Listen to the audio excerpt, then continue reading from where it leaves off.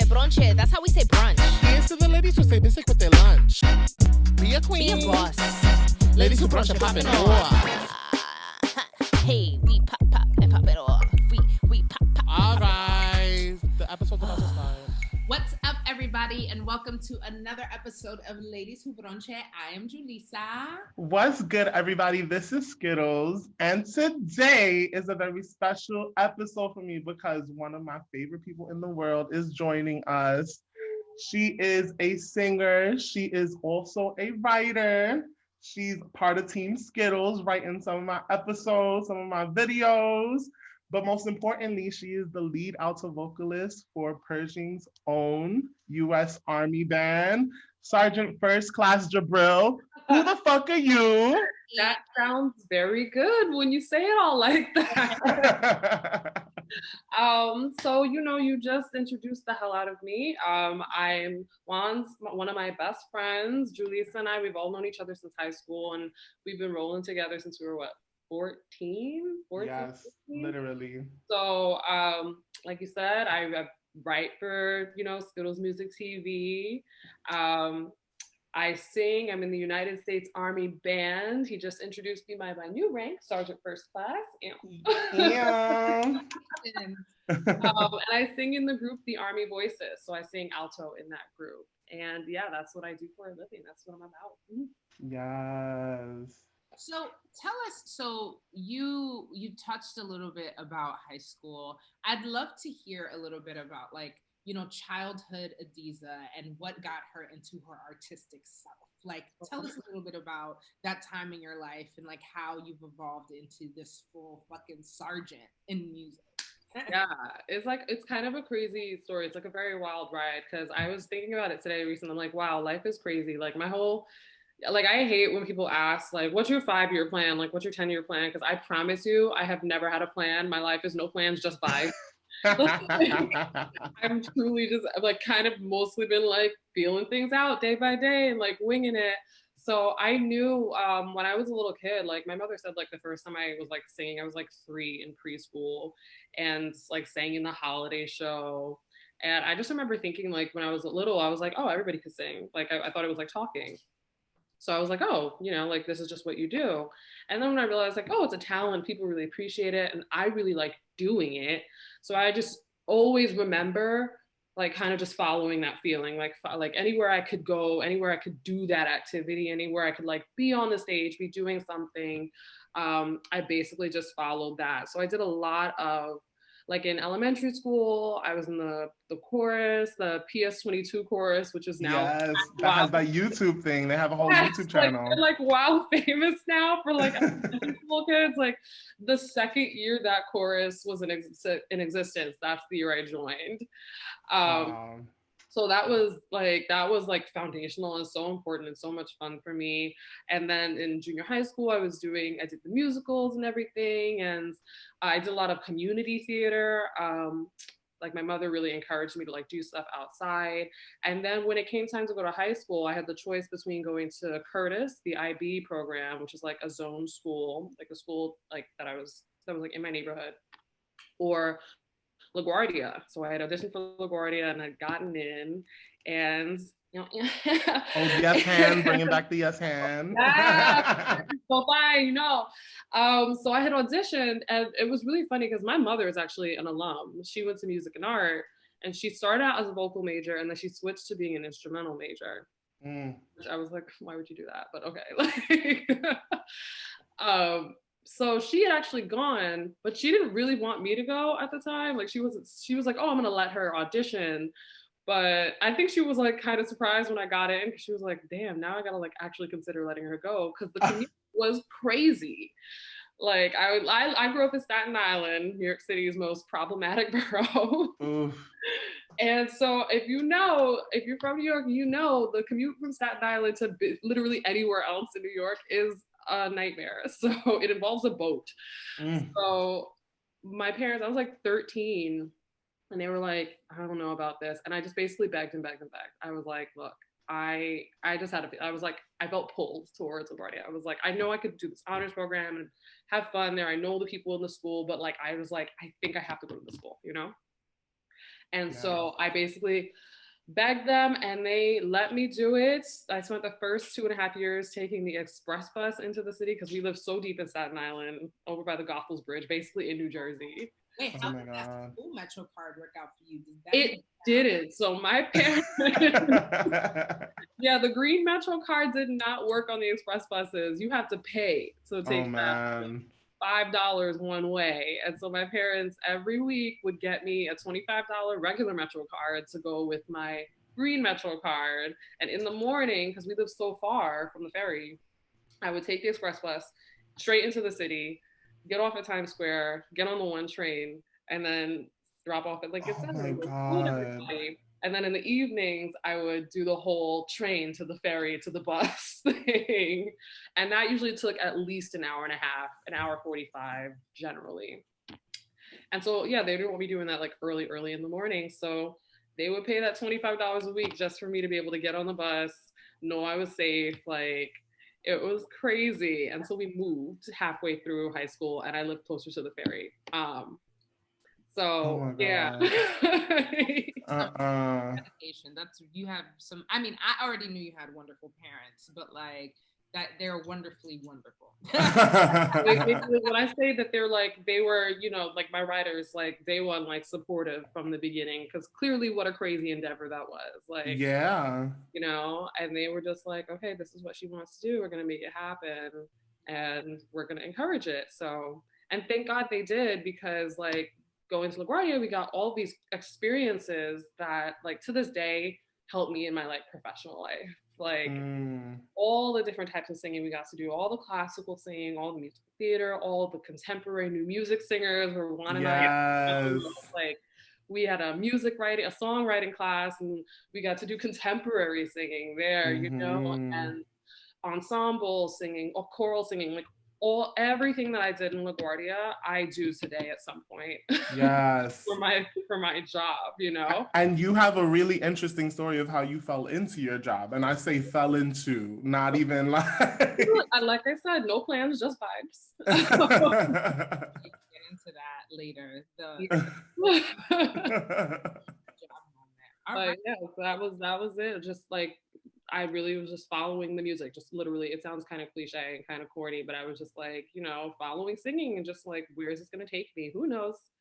And yeah, landed right in the middle of Manhattan with y'all two and a bunch of other our crazy friends. And it kind of all blossomed from there, you know? Yeah. Well, Adiza, let's get into our brunch questions.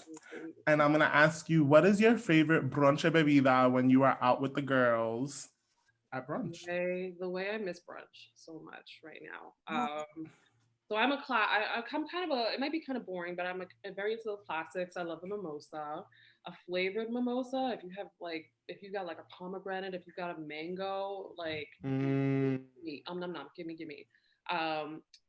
If you remember Juan El Centro brunch in DC, one of my favorite brunches in DC. Oh my like God. $40, bottomless food, bottomless drinks. Like, and it's all like little, like all the food that you order is like small portions, so you can keep on like just keep ordering, and you could sit like from like 10 o'clock to like 5 p.m. and just honestly. It is, God, it's one of the things that COVID has taken from me that I miss so much. And their margaritas, though, their margaritas are ridiculous. Their mimosas are ridiculous. Then, like, we've had experiences where we don't even get a table. We sit at the bar. So the bartender just starts, like, instead of making mimosas, like, just starts pouring champagne. Like, they're just it is a magical experience. Like, it is my favorite brunch in DC, and I miss the hell out of it. So right now I'm not having my Sunday mimosa. I'm having my Sunday rosé because I, don't really have any champagne on me right now. But yes, so give me a mimosa, any flavor of mimosa, but also an El Centro margarita. Yo, yes. So with that mimosa, with that margarita, what is your go-to brunch plate? Like you can eat this at any brunch that you again, the classics. I love any type of Benedict. I love, in particular, a crab cake Benedict, because now living in the DMV area, they put crab in everything down here. So if I could get anything with crab. Um, yes, I love all the savory things too. Shrimp and grits is one of my favorite dishes like on earth. So if there's shrimp and grits on your brunch, that's the second person this season that has said they fuck with a shrimp and grits like and that. Grits, give it to me. Yes. I need like lots of garlic in my shrimp and grits because like if it's not buttery and garlicky, then like buttery, garlicky, cheesy. Yes. Like, put it all in. Everything you got, put the whole spice cabinet in there. I want it. Okay. My only thing is that some of the brunch spots be fronting on you and they give you like 4 little shrimp. And I'm like, come on. Don't That's true. Plate of grits. You know? Like, especially if the shrimps are small, don't be stingy. Don't be crazy. Yeah. Don't be stingy. Crazy. I feel like that's a personal affront. I feel like that's white supremacy at work. I don't know how or why, but I feel like it. Like that's not. Because it's not a cheap dish. Like, you know, when you order it, it's grits. Cheaper.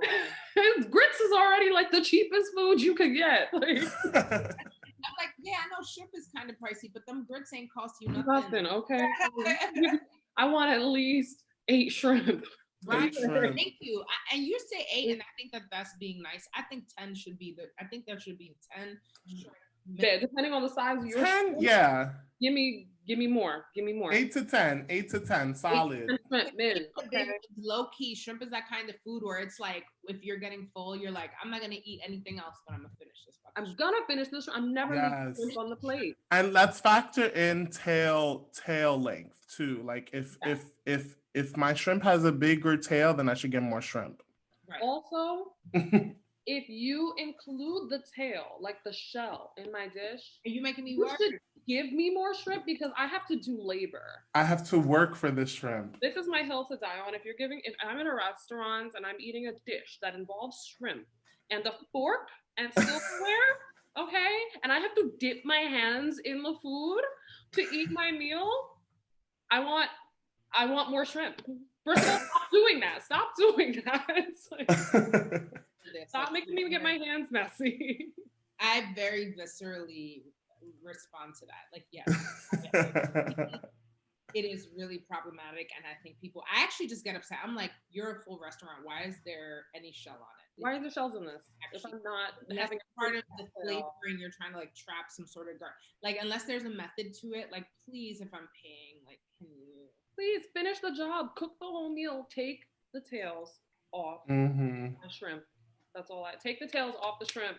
2021. That's the energy. Yes. For the next year. That's my new campaign. Amen. Amen. So tell us, Adiza, what was it like going out to eat when you were growing up? Growing up, I feel like we didn't go out to eat a lot unless it was like special occasions. Although I have a lot of early memories of like takeout from like particular places. Like my dad used to bring home like takeout from like Chinatown a lot. Like he used to love getting like calamari from Chinatown. But like generally it was more like, oh, it's a special occasion, somebody's birthday. It's, you know, we're celebrating something. So it wasn't like a regular, like every week or everyday occurrence, you know. But I do have a lot of memories of like my mom taking me out with like certain like friends of hers, and like one of the things I really like loved about like my growing up experience was like my mother was like very into getting me to try new things like all the time, you know. So I have memories of being taken to like a Turkish restaurant for the first time when I was like 8 and like trying all the foods and stuff, and I tried sushi for the first time when I was like 9. Wow. Like, yeah, like they were very much like, all right, we're gonna like, you know, this is part of how you learn about the world, you know, and other cultures and stuff. So that's beautiful. My mother to this day has never eaten sushi. What? Okay. And like, you gotta fix that. Yeah. You gotta fix that. Yeah, but yeah, like I do remember a lot of times being like, oh, like, you know, obviously like, let's get McDonald's. Like, do you have McDonald's money? Like that kind of like we have food at the house a lot, you know. But yeah, like that. So tell us, what is your favorite bochinche topic to discuss? I feel like whenever we're like really in the mix when we're brunching. It's like obviously our love lives and the absolute mess that they tend to be. Yeah, like the general tea between like friends and that and like pop culture stuff that like once you get like the stuff that you get between like songs, because then you get like cued by the song that's playing. Nah, because I don't understand underrated, why. Okay, we need to talk about giving her flowers. That's the stuff. Oh god, that's the stuff I miss. You can't really like replicate that in your own home. It's not the same. It's not. And it's so funny because I think that like I've missed brunch and I haven't gone to like a proper brunch, but winter's really gonna make brunch a hard sell. Like especially with indoor dining and all that stuff. It's just I'm sad. I'm sad. I barely, since all this has popped off, I've barely done a lot of even outdoor dining. Like I'm really just doing mostly takeout. And so the prospect of like indoor dining when it starts getting colder is not happening for me at all. And I'm not sitting outdoors and being cold. I hate that idea so much. Like if I'm cold, I'm stressed out, so I can't enjoy it, you know? Yeah. So yeah, it's gonna be a wrap for me 2020 until 2021. Let's see how it goes. Let's see. Who knows?